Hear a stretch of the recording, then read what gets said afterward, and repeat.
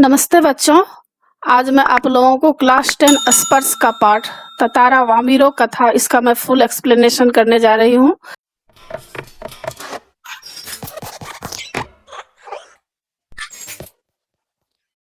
बच्चों, क्लास 9 और क्लास 10 क्षितिज, कृतिका, स्पर्श, संचयन, इन सभी पुस्तकों के सारे चैप्टर्स का इम्पोर्टेंट क्वेश्चन एंड आंसर का पीडीएफ को डाउनलोड करने के लिए और क्लास 9 और क्लास 10 का टेक्स्ट बुक का पीडीएफ फाइल डाउनलोड करने के लिए आप इस वीडियो के डिस्क्रिप्शन में दिए गए प्रोसेस को फॉलो करके आसानी से पीडीएफ फाइल डाउनलोड कर सकते हैं। अगर आपके पास टेक्स्ट बुक और इम्पोर्टेंट नोट्स नहीं है तो आप इस पीडीएफ फाइल को डाउनलोड करके आसानी से पढ़ाई कर सकते हैं और अच्छे मार्क्स ला सकते हैं। इसके लेखक लीलाधर मंडलोई जी हैं और इससे पहले मैं क्लास 9, क्लास 10, कृतिका, क्षितिज, स्पर्श, संचयन इसका मैं सारा वीडियो बना चुकी हूँ। फुल एक्सप्लेनेशन, समरी और क्वेश्चन आंसर और व्याकरण भी बहुत ही आसान रूप में मैं पढ़ाई हूँ। उन सबको देखने के लिए आप ऊपर दिए गए आई बटन पर क्लिक करके देख सकते हैं या नीचे दिए गए डिस्क्रिप्शन बॉक्स में देख सकते हैं या प्लेलिस्ट में जाकर देख सकते हैं। और बच्चों, आप जो भी चैप्टर पढ़ना चाहते हैं उस चैप्टर का नाम लिखकर उसके आगे मेरे चैनल का नाम लिखिए। देवजनागरी स्पेलिंग है DEVZ स्पेस देकर NAGRI और यूट्यूब पर सर्च कीजिए, आपको हर चैप्टर आसानी से मिल जाएगा और आपकी पढ़ाई आसानी से हो जाएगी। और आप मुझे इंस्टाग्राम, फेसबुक और ट्विटर पर भी फॉलो कर सकते हैं। तो पाठ शुरू करते हैं बच्चों। ततारा वामिरो कथा। ततारा वामिरो कथा एक प्रेम कथा है जो त्याग और बलिदान की कथा है। यह एक लोक कथा है। लोक कथा उसे कहते हैं जो किसी विशेष प्रांत की संस्कृति से संबंध रखने वाली कथा होती है। इस कथा में बताया गया है कि अंडमान निकोबार पहले दोनों एक ही था पर अभी दो द्वीपों के नामों से जाने जाते हैं। इसमें एक प्रेमी युगल ततारा और वामिरो की कहानी इस पाठ में दिया गया है। ततारा नायक और वामिरो नायिका थी। इस दोनों के बलिदान के कारण ही यह द्वीप अलग अलग हो गया। उस समय समाज में बहुत सारे अंधविश्वास फैली हुई थी। लोग एक गांव से दूसरे गांव में शादी ब्याह नहीं करते थे, पर इन दोनों के बलिदान से दोनों जगह रिश्ते बनने लगे। तो पाठ शुरू करते हैं। ततारा वामिरो कथा। अंडमान द्वीप समूह का अंतिम दक्षिणी द्वीप है लिटिल अंडमान। यहाँ पर लेखक कह रहे हैं कि अंडमान द्वीप समूह का जो अंतिम दक्षिणी द्वीप है वह है लिटिल अंडमान। यह पोर्ट ब्लेयर से लगभग 100 किलोमीटर दूर पर स्थित है। इसके बाद निकोबार द्वीप समूह की श्रृंखला आरंभ होती है। श्रृंखला मतलब चेन जैसे आरंभ होती है, जो निकोबारी जनजाति आदिम संस्कृति के केंद्र है। निकोबारी जनजाति जो आदिवासी जाति के लोग होते हैं, आदिम मतलब पुरानी संस्कृति का वहाँ केंद्र है। निकोबार द्वीप समूह का पहला प्रमुख द्वीप है कार निकोबार। निकोबार द्वीप समूह का पहला प्रमुख द्वीप क्या है? कार निकोबार है, जो लिटिल अंडमान से 96 किलोमीटर दूर है।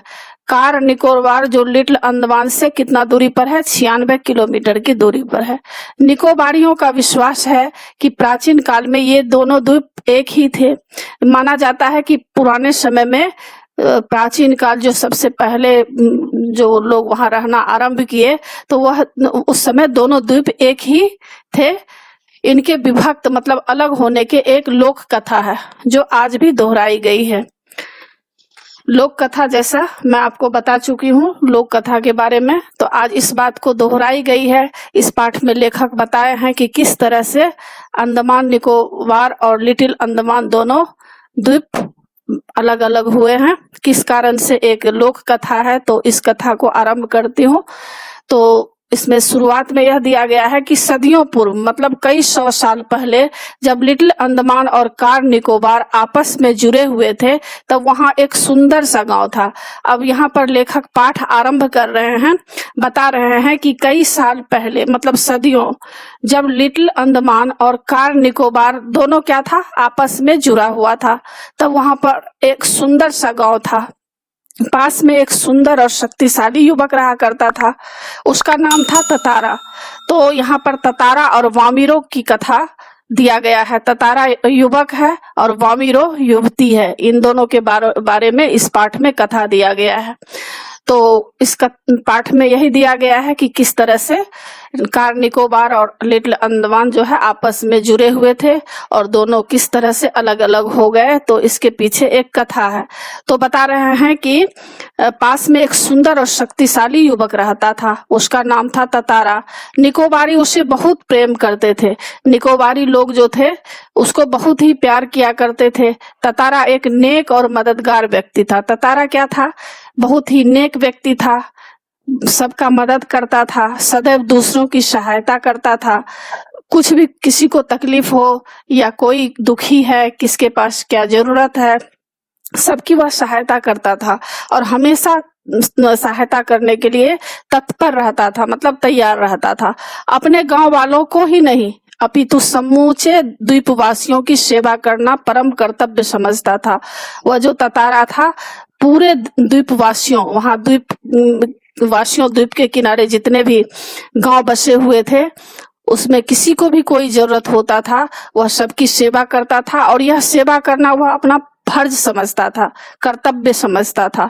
उसके इस त्याग की वजह से वह चर्चित था और वह इतना चर्चित, मतलब वह बहुत ही पॉपुलर हो चुका था।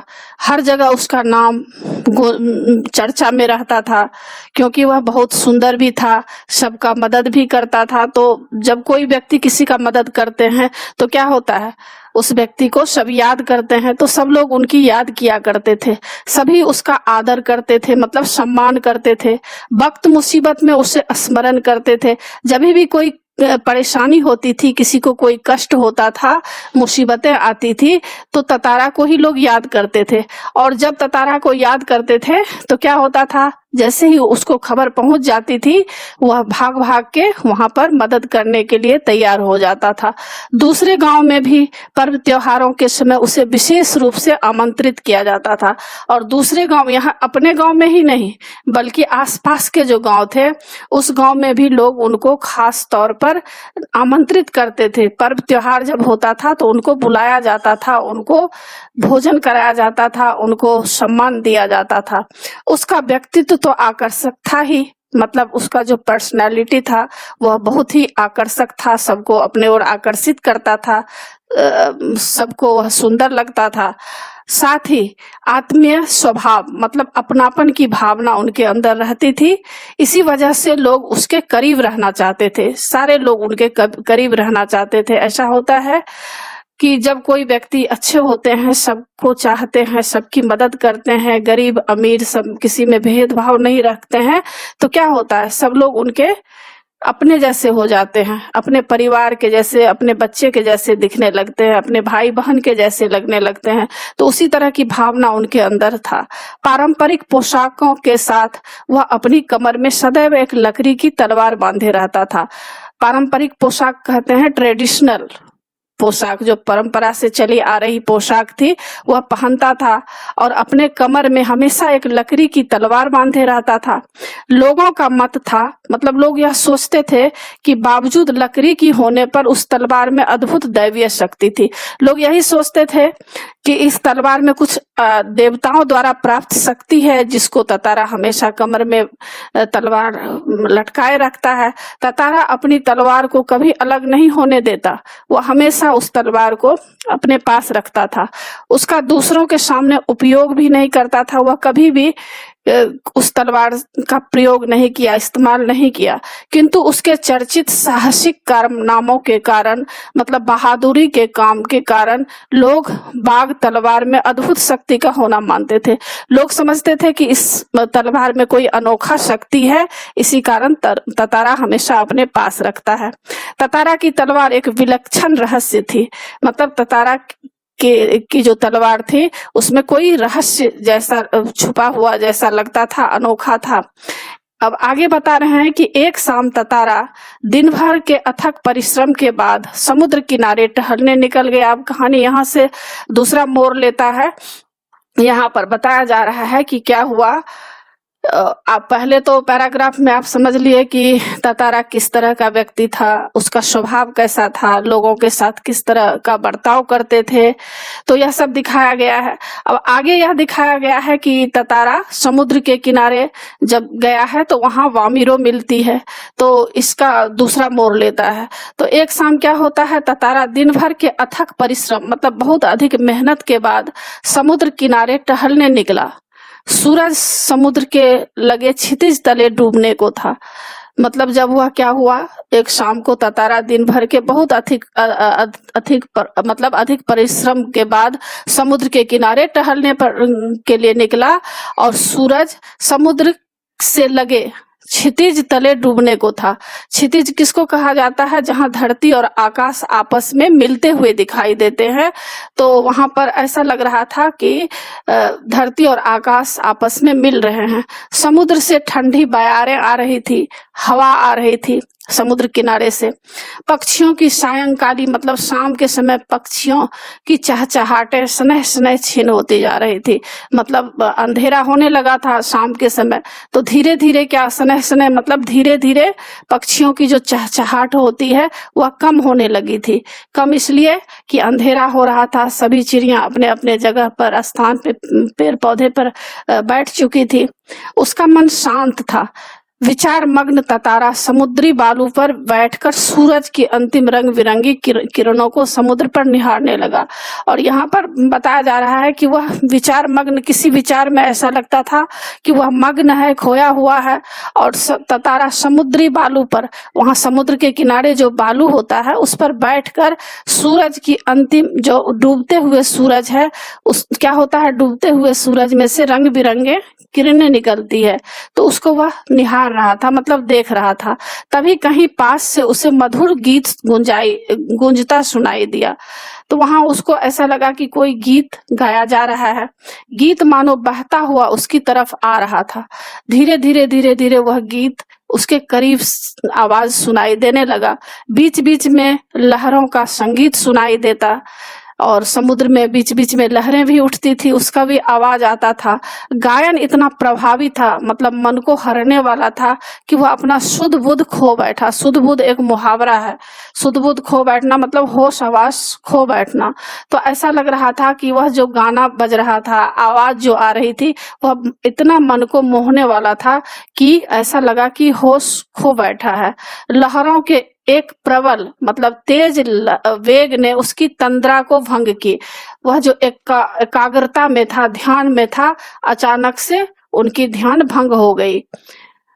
चैतन्य होते ही मतलब जगते ही, सजग होते ही वह उधर बढ़ने को विवश हो उठा जिधर से वह अभी गीत के स्वर बह रहे थे। और अचानक वह सजग हो उठा और देखने लगा कि किधर से यह आवाज आ रही है। वह विकल सा उस तरफ बढ़ता गया, मतलब बेचैन सा उस आवाज को सुनने के लिए गया, बढ़ते गया आगे। अंततः उसकी नजर एक युवती पर पड़ी। अंततः मतलब आखिर में उसकी नजर एक युवती पर, मतलब एक युवती थी, एक लड़की थी, उसके ओर पड़ी, जो ढलती हुई शाम के सौंदर्य में बेसुध एकटक समुद्र की देह पर डूबते आकर्षक रंगों को निहारते हुए गा रही थी। और अचानक से उसकी नजर युवती पर पड़ी जो क्या कर रही थी, ढलती हुई शाम, मतलब शाम खत्म हो रही थी और उसके सौंदर्य में बेसुध होकर, सुध बुध खोकर एकटक उस समुद्र की देह पर डूबते आकर्षक रंगों को, क्या होता है जब समुद्र, जब सूर्यास्त होने लगता है तो ऐसा लगता है कि बहुत सुंदर रंग दिखाई देता है, तो उसमें डूबते हुए रंगों को निहारते हुए गा रही थी। यह एक श्रृंगार गीत था। श्रृंगार गीत किसको कहते हैं? प्रेम रस से भरा हुआ गीत था। उसे ज्ञात ही ना हो सका कि कोई अजनबी युवक उसे निःशब्द ताके जा रहा है, और उसको यह ज्ञात नहीं, मतलब वह पता ही नहीं चला कि कोई अनजान युवक उसे बिना कुछ बोले देखा जा रहा है, मतलब उसको देख रहा है। एकाएक ऊंची लहर उठी और उसे भिगो गई। और समुद्र में से हमेशा लहर आते रहता है और अचानक से क्या हुआ, उस युवती लहर जब उठी तो युवती को भिगा दिया। वह हड़बड़ाहट में गाना भूल गई। उसके पहले कि वह सामान्य हो पाती, उसने अपने कानों में गूंजती गंभीर आवाज सुनी और अचानक से उसको एक आवाज सुनाई दी। तुमने एकाएक इतना मधुर गाना अधूरा क्यों छोड़ दिया? ततारा ने विनम्रता पूर्वक कहा।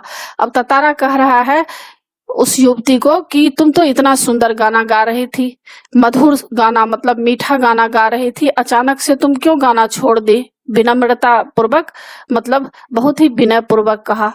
अपने सामने एक सुंदर युवक को देखकर वह विस्मित हुई और वह हैरान हो गई, आश्चर्यचकित हो गई। उसके भीतर किसी कोमल भावना का संचार हुआ। वह अंदर ही अंदर उसके अंदर जो एक शर्म की भावना होती है, लज्जा की भावना होती है, ऐसा भावना उसके अंदर हो गया। किंतु अपने को संयत कर मतलब संभाल कर उसने बेरुखी के साथ जवाब दिया। बेरुखी मतलब गुस्से के साथ जवाब दिया। पहले बताओ तुम कौन हो? और वामिरो बता रही है कि पहले बताओ कि तुम कौन हो? इस तरह मुझे घूरने और इस असंगत प्रश्न का कारण यानी बिना मतलब का तुम प्रश्न पूछ रहे हो, उसका क्या कारण है? अपने गांव के अलावा किसी और गांव के युवक के प्रश्नों का उत्तर देने को मैं बाध्य नहीं हूं, यह तुम भी जानते हो। अब वह कह रही है कि दूसरे गांव के युवक को मैं कोई भी प्रश्न का उत्तर नहीं दे सकती हूँ, मैं इसके लिए मजबूर हूँ, क्योंकि यह तुम जानते हो। क्योंकि उस समय ऐसा नियम था कि कोई भी गांव की जो युवती होगी या युवक होंगे वह दूसरे गांव के युवक युवतियों से बातचीत भी नहीं कर सकेंगे, इस बात को वह बता रही है। ततारा मानो शुद्ध बुद्ध खोए हुए था। मतलब शुद्ध बुद्ध खोना मतलब होश, यह एक मुहावरा है, शुद्ध बुद्ध खोना इसका मतलब है होशो हवास खो देना। तो ततारा मानो शुद्ध बुद्ध खोए हुआ था। जवाब देने के स्थान पर उसने पुनः अपना प्रश्न दोहराया और फिर से वही ततारा प्रश्न दोहराने लगा। तुमने गाना क्यों रोक दिया? गाओ, गीत पूरा करो, सचमुच तुमने बहुत सुरीला कंठ पाया है। और ततारा उसको कह रहा है कि तुम बहुत ही सुंदर कंठ पाई हो, मतलब तुम बहुत ही अच्छा गाती हो। यह तो मेरे प्रश्न का उत्तर नहीं हुआ, युवती ने कहा। युवती कह रही यह तो मेरे प्रश्न का उत्तर नहीं हुआ, मैं कुछ पूछ रही हूँ और तुम जवाब कुछ दे रहे हो। सच बताओ तुम कौन हो? लपाती गांव में तुम्हें कभी नहीं देखा, क्योंकि वामिरो लपाती गांव की थी और ततारा पाशा गांव का था। तो बता रही है कि मैं तो लपाती में तुम्हें कभी देखी नहीं हूँ। तो ततारा मानो सम्मोहित था। ततारा बहुत ही आकर्षित था। उसके कानों में युवती की आवाज ठीक से पहुंच न सकी और वह उस आवाज को सुन नहीं पा रहा था। उसने पुनः विनय की मतलब रिक्वेस्ट की, प्रार्थना की, तुमने गाना क्यों रोक दिया? गाओ ना। अब एक ही बात को वह बार बार पूछ रहा है, कह रहा है कि तुम गाओ ना। युवती झुंझला उठी मतलब क्रोध में झुंझला उठी। वह कुछ और सोचने लगी। अंततः उसने निश्चय पूर्वक एक बार पुनः लगभग विरोध करते हुए कड़े स्वर में कहा और वह वामिरो जो है कुछ कड़े स्वर में, रूखे स्वर में जवाब देती है। ढीठता की हद है, मतलब अरियलपन। ढीठता कहते हैं जो अरियलपन होता है, एक ही बात पर अरे रहना। तो इस पर वामिरो कह रही है कि अरियलपन की भी हद होती है। मैं जब से परिचय पूछ रही हूँ और तुम बस एक ही राग अलाप रहे हो, एक ही गीत गाओ गीत गाओ। आखिर क्यों? क्या तुम्हें गांव का नियम मालूम नहीं? इतना बोलकर वह जाने के लिए तेजी से मुड़ी। और यहाँ पर वह बार बार यही कहना चाह रही है कि हम लोगों के गांव में यही नियम है कि दूसरे गांव के युवक से बात नहीं कर पाऊंगी मैं, या मैं इस बात के लिए मजबूर हूँ। तो इस बात को तुम जानते क्यों नहीं हो? और वह तेजी से अपने घर जाने के लिए मुड़ी। ततारा को मानो कुछ होश आया, उसे अपनी गलती का एहसास हुआ। वह उसके सामने रास्ता रोककर मानो गिड़गिड़ाने लगा और उसका रास्ता रोकने लगा, गिड़गिड़ाने लगा मतलब मुझे माफ कर दो। अब यह कह रहा है ततारा कि मुझे माफ कर दो, जीवन में पहली बार मैं इस तरह विचलित हुआ हूँ, मतलब इस तरह से मैं पहली बार बेचैन हुआ हूँ। तुम्हें देखकर मेरी चेतना लुप्त हो गई है मतलब होश हवास में खो बैठा हूँ। मैं तुम्हारा रास्ता छोड़ दूंगा, बस अपना नाम बता दो। ततारा ने विवशता में आग्रह किया और ततारा बेचैन होकर यह विनती कर रहा है। उसकी आंखें युवती के चेहरे पर केंद्रित थी, मतलब जमी हुई थी। उसके चेहरे पर सच्ची विनय थी, मतलब उसके हृदय में बनावटी प्रेम नहीं था, सच्चा एक जो प्रेम होता है, प्रार्थना होता है, इस तरह की भावना ततारा के अंदर थी। वामिरो, एक रस घोलती आवाज उसके कानों में पहुंची। वामिरो, वामिरो, वामिरो, वाह कितना सुंदर नाम है, कल भी आओगी ना यहाँ, ततारा ने याचना भरे स्वर में कहा। और वामिरो अपना परिचय करते हुए कहती है कि वामिरो, मतलब ऐसा लग रहा था कि कोई रस घोलती हुई आवाज उसके कानों में पहुंची, बहुत ही मीठी आवाज थी। और वह कहने लगा कि कितना सुंदर नाम है तुम्हारा, और तुम कल आओगी नहीं यहाँ, ततारा ने याचना मतलब प्रार्थना भरे स्वर में कहा। नहीं, शायद कभी नहीं, वामिरो ने अनमनस्कता पूर्वक कहा। अनमनस्कता मतलब जिसका चित्त कहीं और हो, अनमने भाव से कहा।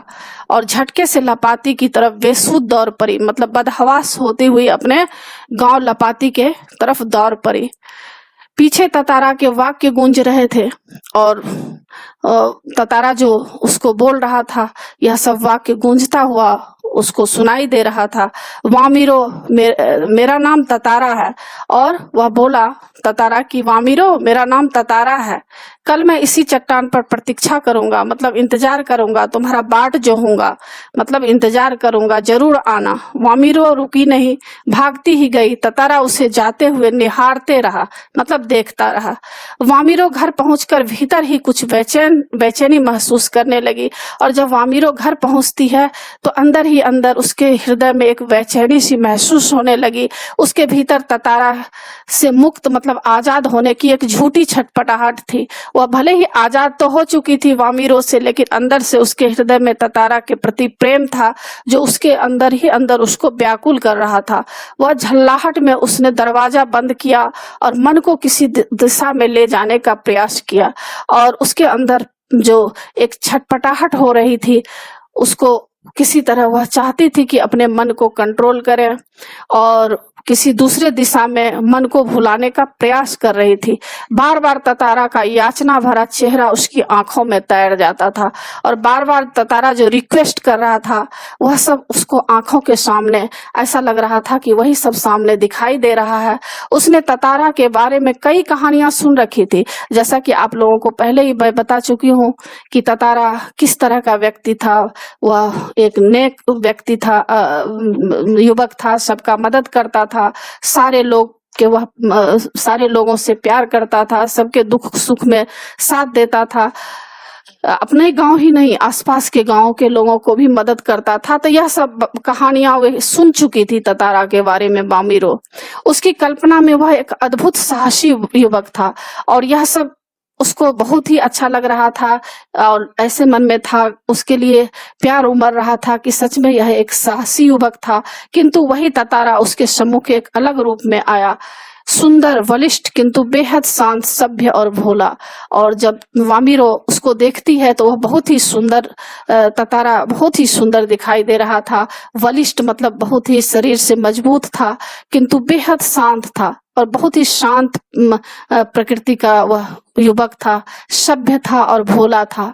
उसका व्यक्तित्व कदाचित वैसा ही था जैसा वो अपने जीवन साथी के बारे में सोचती थी। वामिरो हर वक्त इसी बात को सोचती थी कि उसका जीवन साथी अगर मिलेगा तो यह सब गुण उसके अंदर होना चाहिए, सुंदर होना चाहिए, बलिष्ठ, शांत, गंभीर, सभ्य और भोला होना चाहिए। यह जो सुनती थी, वह सोचती थी अपने इसके बारे, जीवन साथी के बारे में, यह सारा गुण ततारा में दिखाई दिया।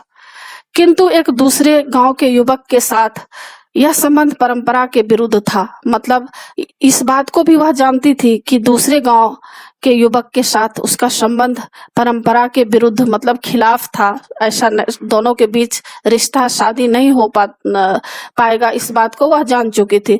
अतः उसने उसे भूल जाना ही श्रेष्ठ कर समझी। मतलब वह सोची कि यह सब भूल जाना ही अच्छा है, सही है।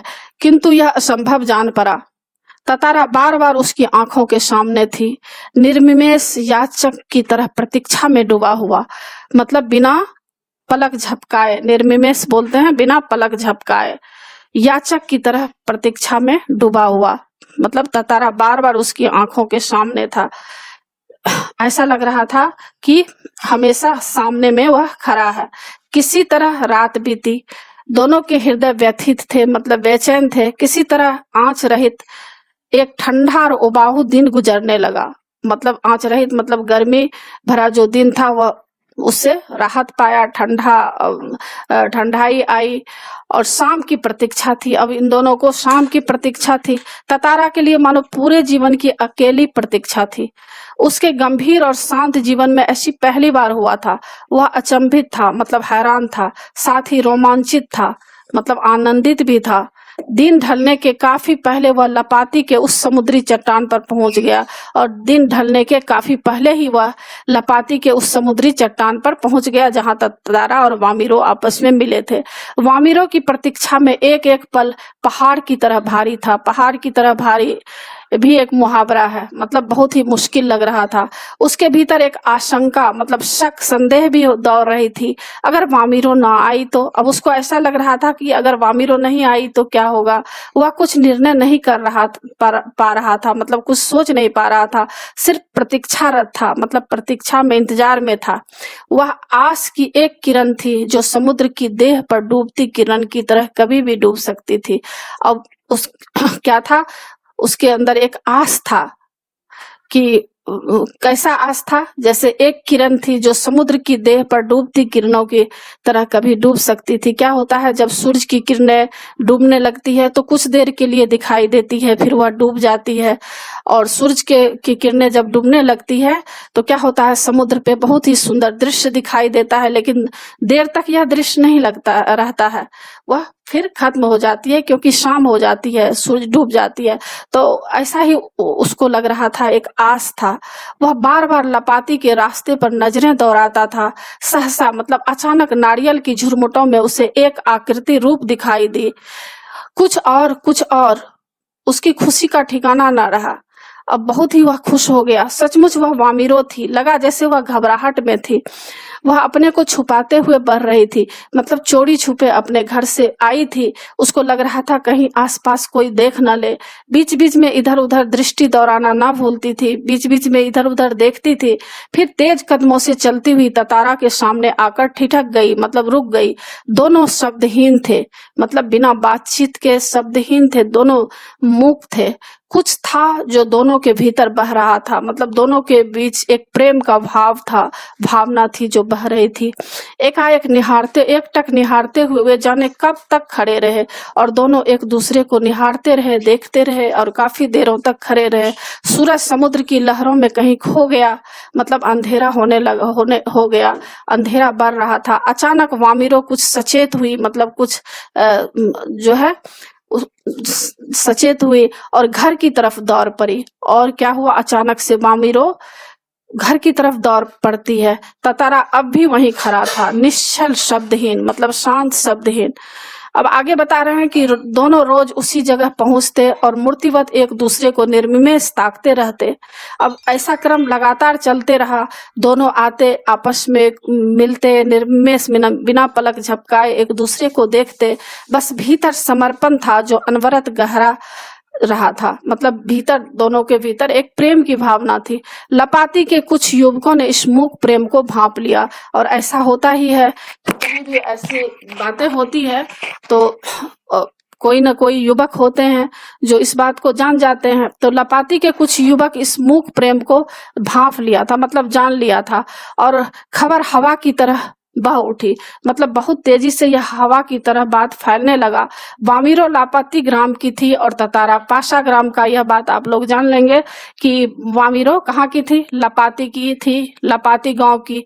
और ततारा कहाँ का था, पासा का था। दोनों का संबंध संभव नहीं था क्योंकि दोनों दो गांव के थे। दोनों गांव के बीच रिश्ते नहीं हो पाएंगे। इस बात को इस पाठ में दिया गया है। जो एक गांव के युवक युवती होंगे उसी का संबंध एक दूसरे से होता है। तो रीति के अनुसार दोनों को एक ही गांव का होना आवश्यक था। वामिरो और ततारा को समझाने बुझाने के बहुत प्रयास किए गए, मतलब बहुत लोग इसको प्रयास किए कि यह सब संभव नहीं होगा क्योंकि उस समय रूढ़िवादिता थी, लोग इस बात को नहीं मानते थे। दोनों अडिग रहे, मतलब लेकिन दोनों अडिग रहे, बोले कि नहीं, हमें शादी करना है तो हम दोनों को शादी करना ही है। लेकिन लोग नहीं माने इस बात को। वे नियमतः लपाती के उसी समुद्री किनारे पर मिलते रहे। अफवाहें इसी तरह फैलती रही। अब आगे बता रहे हैं कि कुछ समय के बाद पासा गांव में पशु पर्व हुआ। अब यहाँ पर पशु पर्व मतलब पशु मेला होता है। तो पशु मेला में कुछ आयोजन होता था और वहां पर शक्ति युवक का मतलब परीक्षण किया जाता था। पशुओं के साथ उसकी लड़ाई होती थी और दोनों में दिखाया जाता था कि किस में कितना ताकत है। तो यह सब वहां पर पशु पर में होता था हर साल, तो लोग वहां जाया करते थे। इसी बात को इस पैराग्राफ में दिया गया है। तो कुछ समय बाद पाशा गांव में पशु पर्व का आयोजन हुआ। मतलब पशु पर्व किसको कहते हैं? दूर दूर से पशुओं का खरीद बिक्री होता है, पशु मेला लगता है। तो पशु पर्व में हष्ट पुष्ट पशुओं के प्रदर्शन के अतिरिक्त पशुओं से युवकों की शक्ति परीक्षा, मतलब पशुओं के साथ युवकों की शक्ति का परीक्षा होता था। दोनों में जो है लड़ाइयां होती थी, दोनों में दिखाई दिया जाता था कि किसमें कितना ताकत है, पशु में अधिक ताकत है कि युवक में। तो यह सब होता रहता था वहाँ। वर्ष में एक बार सभी गांव के लोग हिस्सा लेते थे। बाद में नृत्य, संगीत और भोजन का भी आयोजन होता था। तो यह सब होने के बाद क्या होता था? नाच गान होता था, संगीत होता था और भोजन का भी आयोजन होता था। शाम के से सभी लोग पासा में एकत्रित होने लगे और शाम के समय यह सब क्या हुआ? सारे लोग वहां पर एकत्रित होने लगे, मतलब इकट्ठे हो गए थे। धीरे धीरे विभिन्न कार्यक्रम शुरू हुए। ततारा का मन इन कार्यक्रमों में तनिक नहीं था। उसकी व्याकुल आंखें वामिरों को ढूंढने में व्यस्त थी। नारियल के झुंड के एक पेड़ के पीछे उसे जैसे ही कोई झांकते दिखा, उसने थोड़ा और करीब जाकर पहचानने की चेष्टा की। वह वामिरो थी जो भयवश, मतलब डरी हुई थी, सामने आने की झिझक रही थी। मतलब उसे डर लग रहा था कि कोई उसे रोक दे या परेशान करे। उसकी आंखें तरल थी, मतलब उसकी आंखों में आंसू थी, होठ कांप रहे थे। ततारा को देखते ही वह फूट फूट कर रोने लगी। ततारा विह्वल हुआ, मतलब ततारा यह दृश्य देखकर विह्वल हो गया कि वामिरो इस तरह से दुखी क्यों हो रही है। उससे कुछ बोलते ही नहीं बन रहा था। रोने की आवाज लगातार ऊंची होती जा रही थी। ततारा किंग कर्तव्य विमूढ़ था। किंग कर्तव्य विमूढ़ किसको कहते हैं? जो कुछ सोच नहीं पा रहा था कि क्या करूं क्या नहीं करूं। वामिरो के रुदन स्वरों को सुनकर उसकी माँ वहीं पहुंची और दोनों को देखकर आग बबूला हो गई। और वामिरो की का जो रुदन जब सुनती है, रोने की आवाज, तो अचानक से उसकी माँ वहां पहुंच जाती है और जब दोनों को वहां देखती है तो गुस्सा में हो, आग बबूला मुहावरा है, आग बबूला होना माने गुस्सा हो जाना, और वह गुस्सा हो जाती है। सारे गांव वालों की उपस्थिति में यह दृश्य उसे अपमानजनक लगा। अब उसको ऐसा लगा कि मेरी बेटी, मेरी लड़की जो है मेरी बेइज्जती करवा दी है। तो बहुत ही उसको अपमानजनक लगा कि युवक के सामने यह क्यों खड़ी है। इस बीच गांव के कुछ लोग भी वहां पहुंच गए। वामिरो की मां क्रोध में उफन पड़ी। क्रोध में उफन पड़ना भी मुहावरा है, मतलब आग बबूला हो गई। उसने ततारा को तरह तरह से अपमानित किया और ततारा को बहुत ही उसकी मां अपमानित की। गांव के लोग भी ततारा के विरुद्ध में आवाजें उठाने लगे। यह ततारा के लिए असहनीय था और यह सब ततारा को सहन नहीं हो पा रहा था कि बेमतलब का इस तरह का माहौल क्यों उसके सामने क्रिएट किया जा रहा है। तो यह देखकर उसे बहुत ही अपमानजनक लग रहा था। वामिरो अब भी रोए जा रही थी। ततारा भी गुस्से से भर उठा। उसे वहां विवाह की निषेध परंपरा पर क्षोभ था और वह परंपरा जिस पर रोक लगी है उसके बारे में सोचकर उसके अंदर दुख था कि ऐसा यहाँ क्यों हो रहा है, कि अगर दूसरे गांव के युवक युवतियों के साथ शादी क्यों नहीं हो रहा है, इस तरह का परंपरा यहाँ पर रूढ़िवादिता क्यों है। इस बात को सोचकर उसके हृदय में दुख हो रहा था और वहीं अपनी असहनीयता असहायता पर खींच हो रहा था और वह सहायता नहीं कर पा रहा था वामिरो का। इसके ऊपर उसको गुस्सा आ रहा था।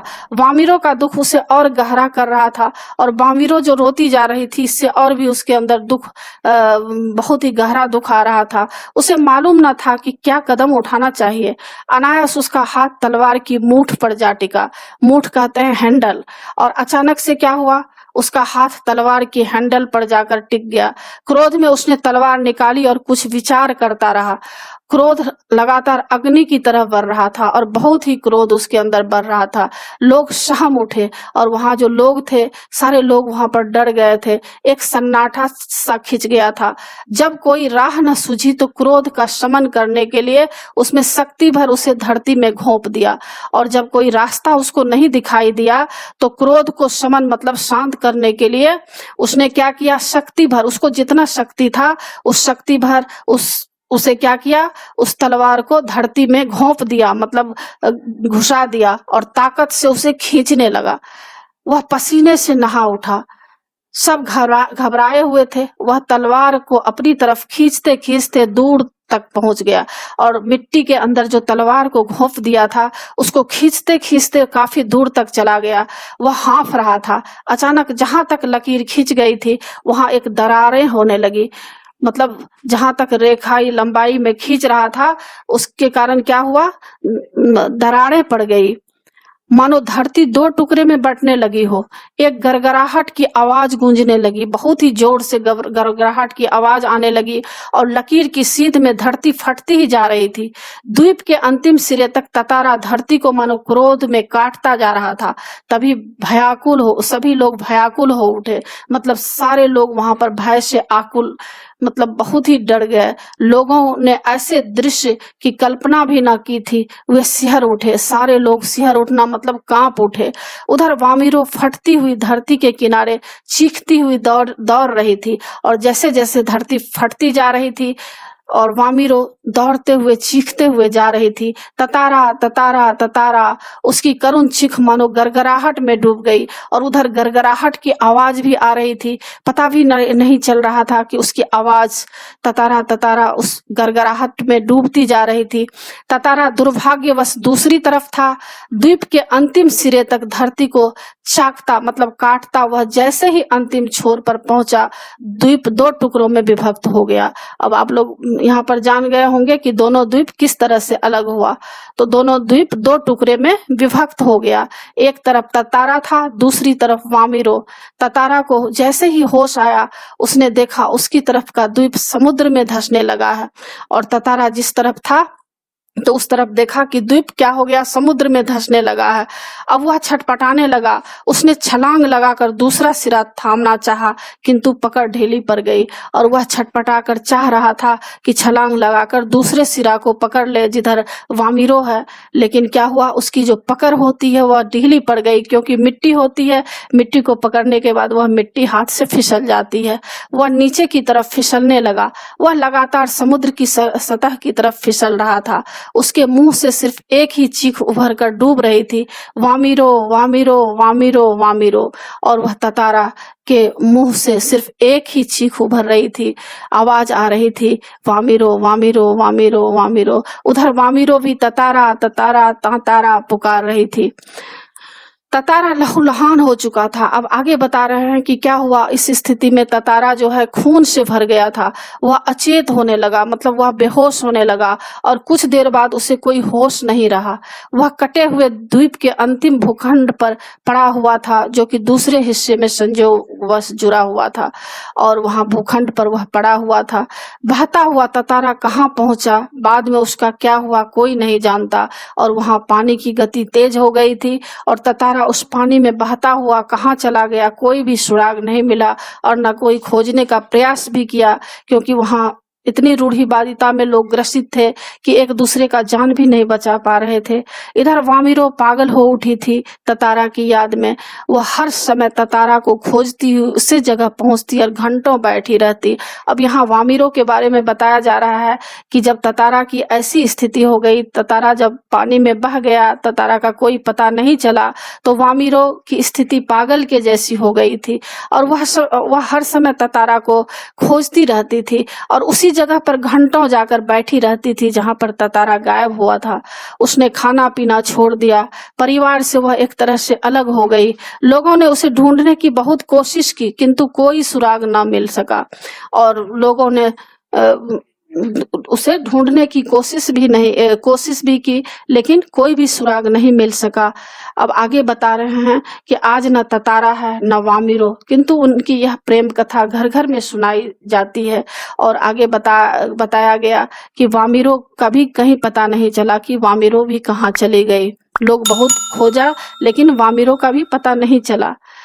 तो आगे बता रहे हैं कि आज न ततारा है न वामिरो, किंतु उसकी यह प्रेम कथा घर घर में सुनाई जाती है। निकोबारियों का यह मत है कि ततारा की तलवार से कार निकोबार के जो टुकड़े हुए, उसमें दूसरा लिटिल अंडमान है, और जो कार निकोबार से आज 96 किलोमीटर दूर पर स्थित है। निकोबारी इस घटना के बाद दूसरे गांव में भी आपसी वैवाहिक संबंध करने लगे। और इस घटना के बाद क्या हो गया, बता रहे हैं कि निकोबारियों का मत है कि ततारा की तलवार से कार निकोबार के जो 2 टुकड़े हुए, उसमें क्या हुआ, दूसरा लिटिल अंडमान है जो कार निकोबार से कितना दूरी पर है, 96 किलोमीटर की दूरी दोनों के बीच है। और निकोबारी इस घटना के बाद क्या हुआ, दूसरे गांव में भी आपसी वैवाहिक संबंध करने लगे। अब यहाँ बताया जा रहा है कि ततारा के आत्म बलिदान के कारण और वामिरो के त्याग और बलिदान के कारण क्या हुआ, निकोबारियों में अब बहुत परिवर्तन आ गया है, और अभी वहाँ बहुत ही बदलाव हो गया है। अब दूसरे गांव में भी आपसी संबंध होने लगे हैं, वैवाहिक संबंध होने लगे हैं। ततारा वामिरो की त्यागमयी मृत्यु, मतलब ततारा और वामिरो जो सेक्रीफाइस किए हैं, शायद इसी सुखद परिवर्तन के लिए था। मतलब उस दिन से दोनों गांव के बीच, आसपास में भी जो गांव होते हैं, वहां पर युवक और युवतियों की शादी ब्याह होने लगे हैं। तो इसी के साथ पाठ की समाप्ति होती है। बच्चों, आशा है आप लोगों को पाठ समझ में आ गया होगा, और मेरे चैनल देवजी नागरी को जरूर सब्सक्राइब कीजिएगा, और सब्सक्राइब के बगल में जो बेल आइकन बटन है उसे क्लिक कीजिएगा, लाइक कीजिएगा और शेयर कीजिएगा। कमेंट्स जरूर कीजिएगा कि आपको यह पाठ कैसा लगा। नए पाठ के साथ फिर मैं मिलूंगी बच्चों। धन्यवाद।